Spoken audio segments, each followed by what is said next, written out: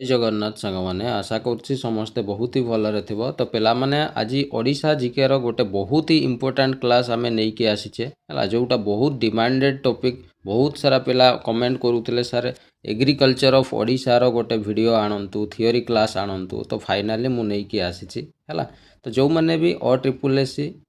किंबा OSSC रो विभिन्न exam पई प्रिपरेशन करूछ तांको पई बहुत ही हेल्पफुल रहबो। निश्चित भाव में ओडिशा जीके रो प्रश्न एग्जाम रे तुम देखा पाउथु है। तो एग्रीकल्चर ऑफ ओडिशा रो क्वेश्चन मध्य एग्जाम रे बहुत ही इंपोर्टेंट रोल अच्छी कौन प्राय तो क्वेश्चन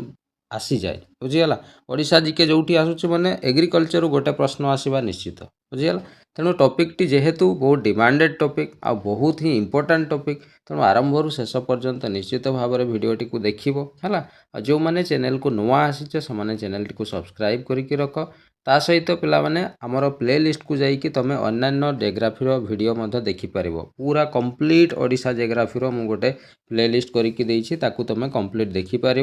ता सहित हमर मैथमेटिक्स रो क्लास चली है, ओडिशा हिस्ट्री रो क्लास चली, कंप्यूटर रो क्लास चली, सेगुड़ा मध्य तुम देखिपर प्ले लिस्ट को जाइए है। आ जो मैंने टेलीग्राम चैनल रे जॉइन करना हाँ टेलीग्राम चैनल रे जॉइन कर जाओ मु डिस्क्रिप्शन रे तार लिंक देदेवी है। तो टेलीग्राम चैनल रे जॉइन कले कौन है ना ये जो क्लास गुड़ाक मु नौची तार कंप्लीट नोट्स तुम पाइपर फ्री ऑफ कॉस्ट रे तार नोट पाइपर है। एवं नोट रे पिला माने टोटाली कंप्रोमाइज नहीं है। नोट तुमको जो मु प्रोवाइड करूची जो क्लास गुड़ाक होउची तुम ओडिशा जियोग्राफी रो मोर जेतिकी भी क्लास तुम देखिबो है। तुमर जो कंटेंट जो प्रिपेयर करा होउची कंटेंट पाई टिके टाइम लागुची बुझीगला। आ जो कंटेंट तुमको मु प्रोवाइड करूची क्वालिटी रे टोटाली कंप्रोमाइज नहीं बहुत ही भलो कंटेंट तुमको प्रोवाइड करूची। पेड बैच रे भी तुम एमिती कंटेंट पाइबो नहीं है। तो तुम जाइए ओडिशा जियोग्राफी रो बाकी वीडियो गुड़ाक निजे देखिपर कंटेंट तुम देखिपर केमिति अच्छी है तापर मते कहबो है। तेणु जेहेतु क्वालिटी पाई आमे टिके टाइम लागुची से वीडियो टिके लेट रे आसुची बुझीगला। ठीक अच्छे आम डेरी करवानी क्लास टी को आरंभ करवा। तो आज आमर टॉपिक है एग्रीकल्चर ऑफ ओडिशा ओडिशार कृषि संबंध में आम आलोचना करवा है। देख प्रथमे आम किसी इंट्रोडक्शन जिनस जाना जे ओडिशार एग्रीकल्चर अर्थ होची कौन ना एग्रीकल्चर को आम ओडिया रे कौन कहूँ कृषि है। तो कृषि आम जदि कहवा एग्रीकल्चर बा कृषि कहा उपरे निर्भर करे तुम कह सर कृषि मेनली है लैंड है बा लैंड बा आमे सॉइल कहि परबा भूमि उपरे लैंड उपरे डिपेंड करे। आ से भूमि रे केमिति सॉइल अच्छी ता उपरे डिपेंड करे जे चाष केमिति हेबो है। तेणु ओडिशार जो एग्रीकल्चर अच्छी से मेनली आमर जो ओडिशार डाइवर्स टेरेन देखा मिले आउ ट्रॉपिकल मॉनसून क्लाइमेट दुईटा जिनस डाइवर्स टेरेन रो अर्थ होची अलग अलग भूमि रूप बा अलग अलग प्रकार जो सॉइल अच्छी एवं ओडिशा रे जो ट्रॉपिकल मॉनसून क्लाइमेट अनुभूत हुए है बा आम ओडिया रे उपक्रांतीय जलवायु जोटा कहता है। तो जेहेतु आमर ओडिशा रे डाइवर्स टेरेन माने अलग अलग भूमि रूप आ माटी देखापी मिले ता सहित ट्रॉपिकल मॉनसून क्लाइमेट अनुभूत हुए से ओडिशा रे कृषि मध्य से अनुसार अलग अलग प्रकार होता है ऋतु अनुसार अलग अलग चाष होता है बुझीगला। तो कौन कौन चाष होता है आम डिटेल डिस्कसन करवा आगक है। तो जानी प्रथम पॉइंट कौन क्लियर लिखाई ओडिशार एग्रीकल्चर मेनली डाइवर्स टेरेन माने अलग अलग भूमि रूप उपरे डिपेंड करुच्ची आउ ट्रॉपिकल मॉनसून क्लाइमेट उपरे डिपेंड करे है। मॉनसून द्वारा ही आमर मेनली ओडिशा रे चाष सब कराई थाए है। तृतीय पॉइंट है नेट सन एरिया आमर जो जेतिकी जगार कौन करा होउची ना बुणा होउची बा चाष करा होउची तार आमे जदि देखिबा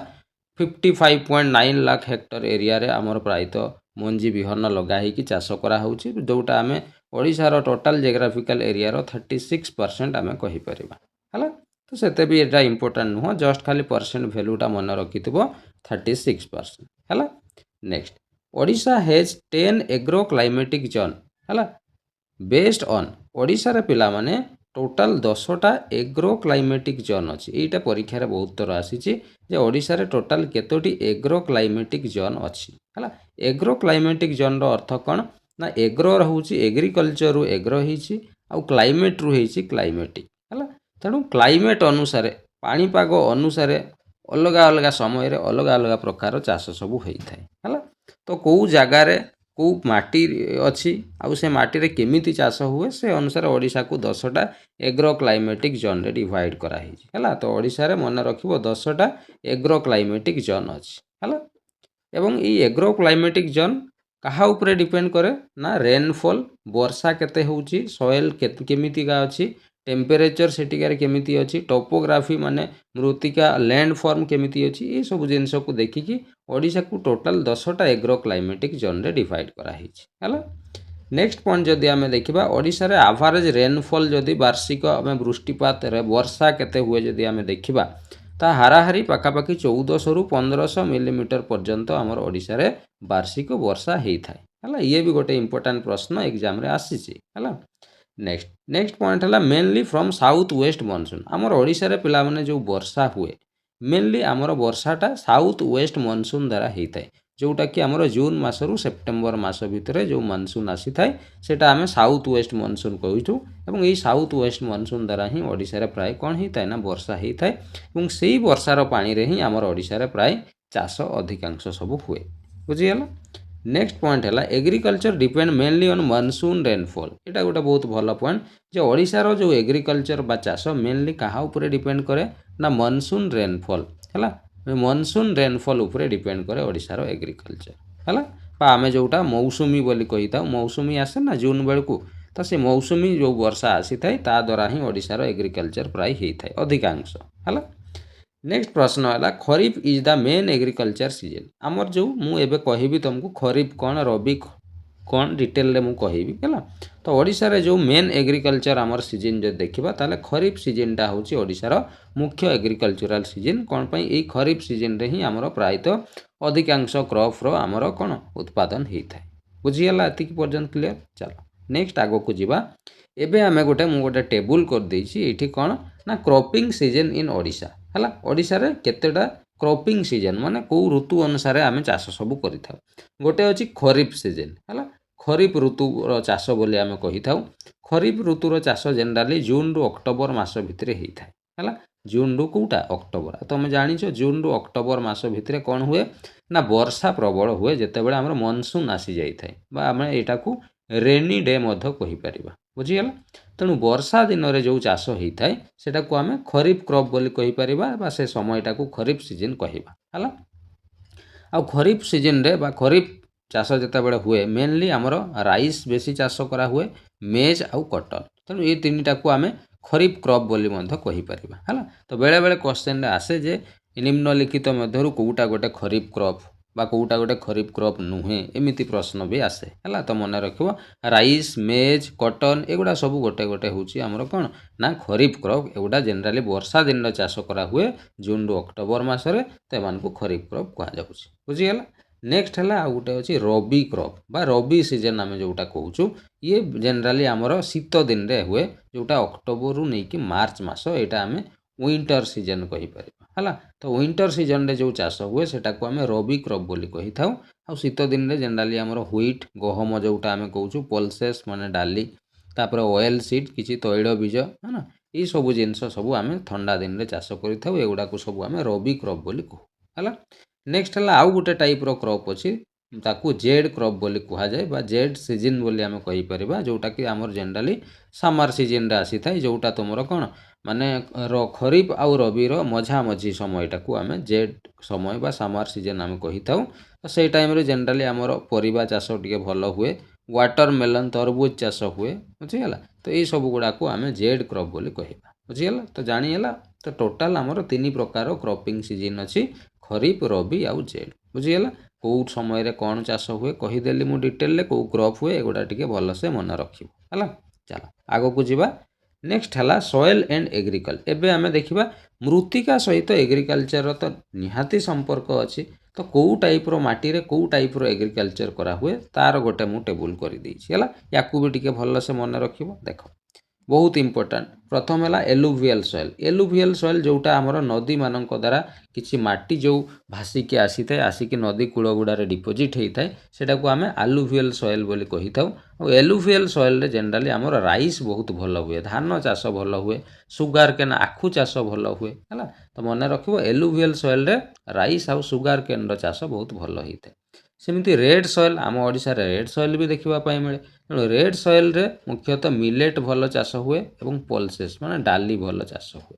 सेमती ब्लैक सॉइल आम ओडिशा रे भी देखा जाए ब्लैक सॉइल रे मुख्यतः कॉटन बहुत भल चाष होता है तेणु ओडिशार जो जगार ब्लैक सॉइल अच्छी से जगह कॉटन बहुत भल निहाती चाष हम बुझीगला। तो सॉइल मु गोटे ऑलरेडी वीडियो तुमको देइछि जो ओडिशार कौ जगार केमितिका सॉइल सब देखा जाए मुझे कही सारी है तेणु मुझे आउ से गुड़ाक आलोचना करूना केवल कहीदे कौ सॉइल कौ क्रॉपटा भल हुए है। आउ गोटे है तुम लेटेराइट सॉइल मुख्यतः आमर केसियू जोटा काजू आम कहूँ आउ गोटे है पल्सेस डाली ये सब जिनस भल चाष होता है तेणु यही जिनस गुड़ा टे मन रख जे कौ माटी रे कौ क्रॉप भल चाष होता है। चलो नेक्स्ट आग को जीवा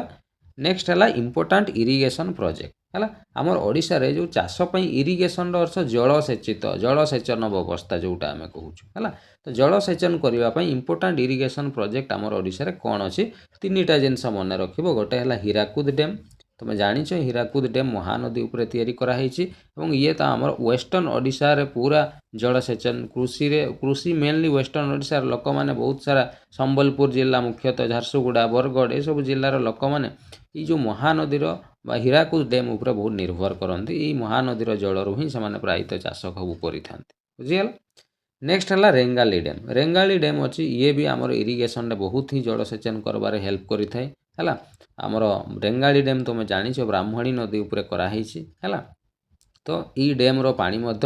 चाष कम आम यूज करुचे है सेमती आउ गोटे इंद्रावती प्रोजेक्ट गोटे अच्छी है जोटा इंद्रावती रिवर उपर कराई इंद्रावती प्रोजेक्ट तो यार पानी आम कौन ना जलसेचन कर कृषि क्षेत्र में यूज करुँ तो मेन तीन टा इरिगेशन प्रोजेक्टर नाम मन रख द्वारा आमर ओडिशार चाषी मैंने कौन चाष करुँच बुझीगला क्लियर। चलो नेक्स्ट पॉइंट किसी इंपोर्टाट पॉइंट एवं मुझे तुमको कहबी ये इंपोर्टाट पॉइंट गुड़ा मन रख परीक्षा रे डायरेक्ट ए प्रश्न सब आसे है कौन कौन इंपोर्टाट पॉइंट देख ना प्रथम है Odisha is famous for mango and cashew production ओडिशाटा आमर आंब उत्पादन एवं केसियू अर्थ काजू उत्पादन रे बहुत फेमस अच्छी है तो यहाँ टी मन रख। नेक्स्ट है टर्मेरिक एंड जिंजर जो अदा एवं जो हलदी टर्मेरिक आउ जिंजर उत्पादन रे तुम जानिछ आमर कंधमाल डिस्ट्रिक्ट सबुठु टॉप पोजिशन रे अच्छी है अदा एवं हलदी उत्पादन रे कौ जिला आगे अच्छी ना आमर कौन कंधमाल जिला सबुठु आगे अच्छी है ये प्रश्न डायरेक्ट ओ ट्रिपल एस बहुत थर एग्जाम रे आसी मन रख है। नेक्स्ट कंधमाल हलदी गट जीआई टैग आउ यहाँ ही मन रखि जो कंधमाल जो हलदी यहाँ को जीआई टैग मिली है।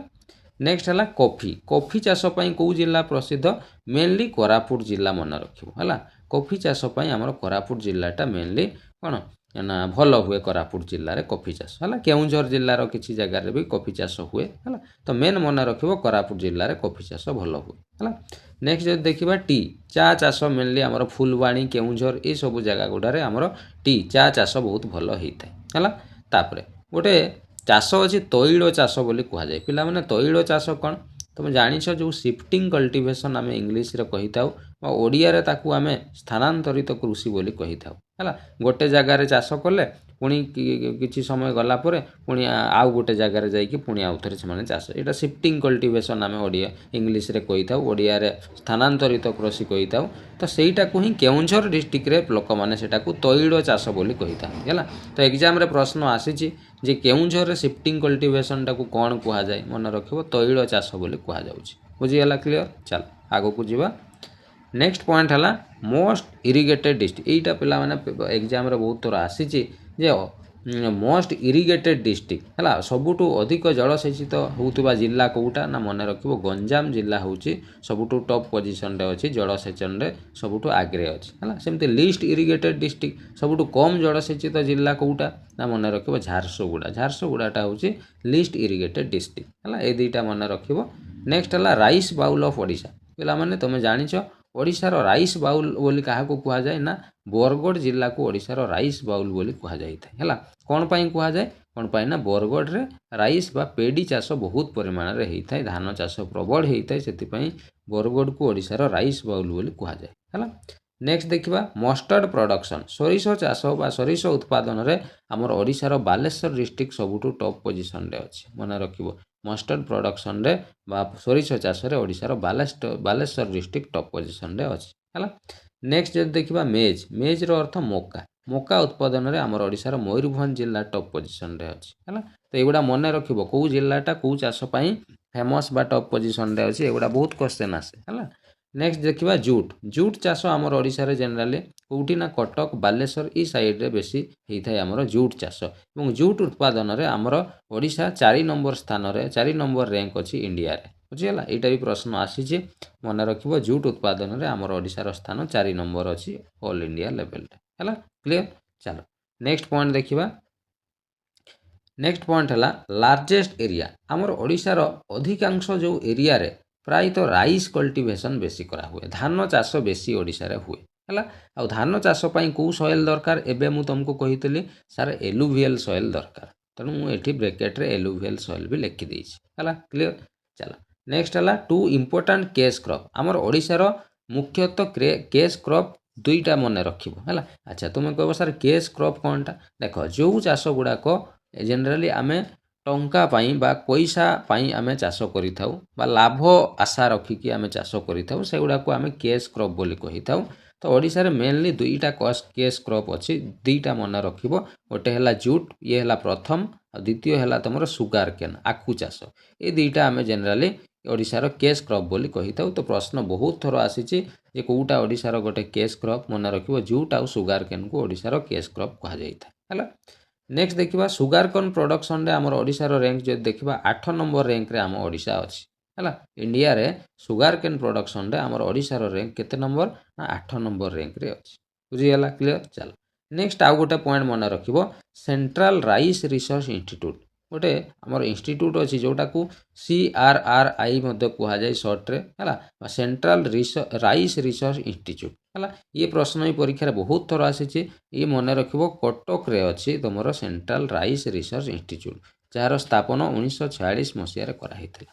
हला तो पेला माने ई जेते भी पॉइंट सब मु तुमको कहूची एगुडा सब डायरेक्ट एग्जाम रे आसीथिबा सब पॉइंट बुझि गेला तनु जम्मा मिस करबनी हला एगुडार जो PDF मु शेयर करबी रखिथिबो एग्जाम टाइम रे तुमको रिवीजन करबा पई बहुत ही हेल्पफुल करबो हला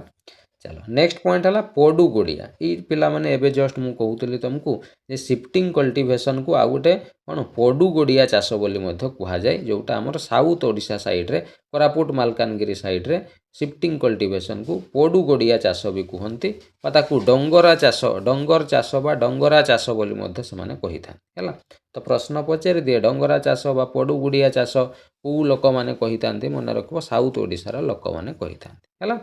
नेक्स्ट हला सेमती संबलपुर एरिया रे जो शिफ्टिंग कल्टीवेशन बा स्थानांतरित कृषि को देढ़ी बोली कुहंती से माने हला तो ये भी मन रखिबो देढ़ी कोटिकार ना संबलपुर साइड रे लोक माने शिफ्टिंग कल्टीवेशन को देढ़ी कहिथांती हला ठीक सेमती जो भुया ट्राइब रो हमर जो लोक माने से माने ब्रिंगा चाष बोली मध्ये एडा को कहिथांती हला तो मन रखिबो कोन ना ब्रिंगा चाष स्थानांतरित कृषि को ब्रिंगा चाष बोली मध्ये कुहा जाय हला चलो नेक्स्ट पॉइंट देखिबा नेक्स्ट कंध ट्राइब रो लोक माने पिला माने ई जो शिफ्टिंग कल्टीवेशन को रेम बोली कहिथांती हला रेम चाष से माने कुहंती मन रखिबो एटा जे कंध ट्राइब लोक माने शिफ्टिंग कल्टीवेशन को कौन कुहंती ना रेम बोली कहिथांती हला RAME रेम हला एटा स्पेलिंग मन रखिबो भलो से हला नेक्स्ट आलू उत्पादन जदि आमे देखिबा ओडिशा रे पोटाटो बा आलू उत्पादन जनरली हमर कोस्टल बेल्ट रे हितै माने समुद्र उपकूलवर्ती अंचल गुडारे ओडिशा रे हमर आलू भलो चाष हुए त आलू उत्पादन रे मध्ये ओडिशा कोन ठीक ठाक अछि हला नेक्स्ट हला स्वीट पोटाटो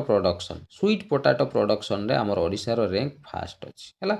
बहुत इंपोर्टेंट वेरी इंपोर्टेंट पिला माने हला परीक्षा रे आसीची मध्ये जे स्वीट पोटाटो प्रोडक्शन रे ओडिशा रो रैंक केते मने रखिबो ओडिशा फास्ट रैंक रे अछि हला नेक्स्ट ठीक सेमिति कोकोनट प्रोडक्शन नडिया उत्पादन जदि आमे देखिबा हमर ओडिशा रो रैंक 6 नंबर रैंक अछि हला बुझि गेला तो एति कि तुमको इंपोर्टेंट पॉइंट किछि मु कहली जो गुडा डायरेक्ट प्रश्न तुमको एग्जाम रे देखिबा पई मिले हला तो कंटेंट तुम देखि कि जानि पारुथबो केमिति कंटेंट मु आरंभ रे सेति पई तुमको कहली हला तनो जो माने भी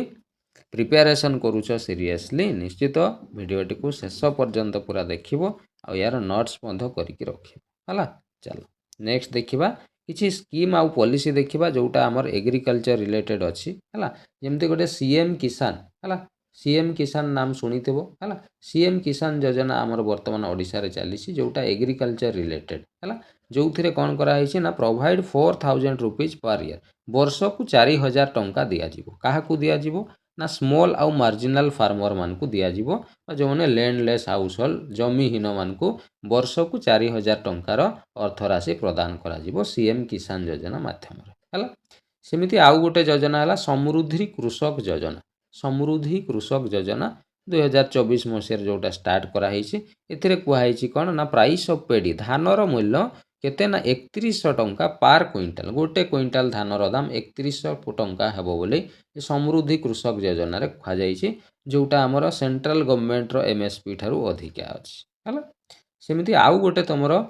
पॉलिसी अछि जोटा सफल पोर्टल बोली कुआ जाय हला तो ए सफल पोर्टल रे कोन होय पिला माने ना एग्रीकल्चरल लोन सब मिली थाए हला कृषि ऋण सब मिली थाए सफल पोर्टल माध्यम रे हला तो ए तीनिटा तमरो जो स्कीम आउ पॉलिसी मने रखिबो हला ता सहित आउ गोटे जिंस पिला माने एठी मु लेखिबा पई भूली जाईछि कालिया जो योजना गोटे आसीतला जोटा वर्तमान सीएम किसान योजना ही जाईछि हला तो कालिया योजना रो ई फुल फॉर्म टा बेले बेले आसे टिके फुल फॉर्म टा तमे देखि नबो हला चलो नेक्स्ट आसीबा एबे किछि आमे इंपोर्टेंट एमसीक्यू देखिबा हला जोटा तमरो ओडिसा रो एग्रीकल्चर रिलेटेड हला कोन एमसीक्यू अछि देखो प्रथम पॉइंट बा प्रथम प्रश्न हमर कहिछि the major crop of Odisha Odisha रो मुख्य क्रॉप कोउटा व्हीट मेज राइस कॉटन कोउटा हबो को yes option number C rice हबो ओडिसा रो मुख्य क्रॉप हला नेक्स्ट देखिबा question number 2 the largest rice producing district सबुठु बेसी राइस प्रोड्यूसिंग होउतबा डिस्ट्रिक्ट कोउटा कोरापुट कटक बरगड़ गंजाम एबे मु कहितली जे बरगड़ को ओडिसा राइस बाउल कुहा जाय तेणु बरगड़ हे जिवो हमर करेक्ट आंसर बरगड़ रे सबुठु अधिका राइस प्रोड्यूस हेइ थाय हला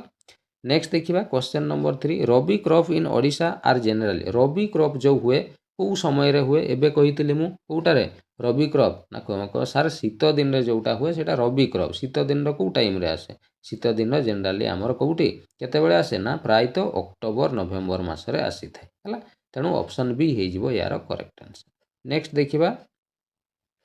the central rice research institute बा सोटा हमें शॉर्ट रे सीआरआरआई एबे जस्ट मु जो कहउतली इज लोकेटेड एट सेटा कोउठी अछि एबीसीडी कोउटा हबो रे yes option number C Cuttack रे अछि sir central rice research institute हला चलो नेक्स्ट देखिबा the main oil seed crop of Odisha oil seed माने जोटा हमें तैल तेल पई जो सीड हमें लगेई थाउ हला तो ऑयल सीड पई हमर ओडिसा रे मुख्य ऑयल सीड बा कोउटा चासो करा हेइ थाय oil seed mustard coconut groundnut soyabean कोउटा हबो yes option number C groundnut चासो हमर मुख्यतः तेल पई हमें चासो करि थाउ हला नेक्स्ट हला the largest irrigation project in Odisha Odisha रे जलसेचन करिवा पई सबुटु बड़ इरिगेशन प्रोजेक्ट कोउटा रेंगाड़ी ना हीराकुद प्रोजेक्ट ना इंद्रावती ना Balimela yes option number B Hirakud project होउची सबुटु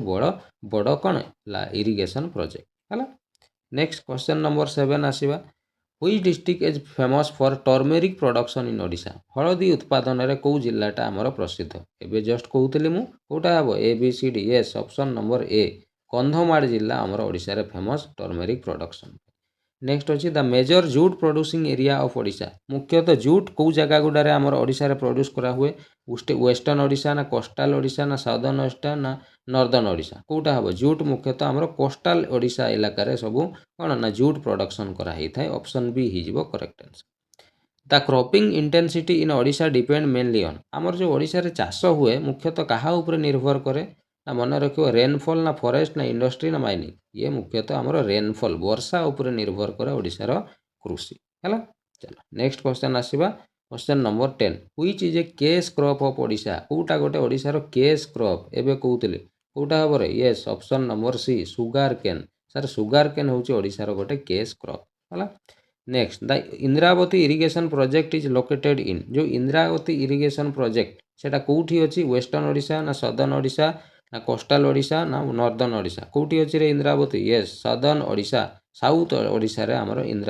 जो कोन इंद्रावती इरिगेशन प्रोजेक्ट अछि हला नेक्स्ट देखिबा कोन अछि which district is known as known for groundnut production कौ जिल्लाटा ग्राउंड नट प्रोडक्शन प्रसिद्ध गंजाम मयूरभंज केउंझर नयागढ़ कौटा हम yes option number A sir Ganjam जिल्लाटा ग्राउंड नट प्रोडक्शन बेसी famous which is a millet crop grown in Odisha कौटा गोटे मिलेट क्रॉप जोटा आमर ओडिशा रे उत्पादन कराही थाए रागी व्हीट बार्ली ओट कौटा हम येस ऑप्शन नंबर ए रागी है ओडिशा रे आमर रागी रो उत्पादन कराही थाए नेक्स्ट देखिबा question number 14 the percentage of population engaged in agriculture in Odisha Odisha रे केते परसेंट लोक कृषि कार्य रे एंगेज होई थांती 20% 35% 50% 60% कौटा हम येस ऑप्शन नंबर डी है 60% ओडिशा रे लोक कृषि कार्य रे एंगेज होई थांती बुझीगला क्लियर चलो तो ये थिला पिला माने तमरो कोन ना आजिरो ओडिशा रो एग्रीकल्चर बा ओडिशा रो कृषि बाबद रे गोटे संपूर्ण क्लास मु तुमको प्रोवाइड कली जो आमे किसी एमसीक्यू भी प्रैक्टिस कले ता सहित आमे थियोरी मध्य यार कंप्लीट कले बुझीगला तेणु जो मैंने भी प्रिपेरेसन करूछ मु भावुची क्लासटा बहुत ही हेल्पफुल तुमको करिथिबो तो जदि एटा को तुम पढ़ी दउछ 100% मु कहूची गोटे भी प्रश्न एग्रीकल्चर ऑफ ओडिशा रो मिस जीव नाही बुझीगला तो ये भाया तुम नुआ नुआ वीडियो देखिबा निश्चित भाव में चैनल सहित जोड़ी होकर रह है तो आज भिडियोटी को आम ये रखा थैंक यू जय जगन्नाथ।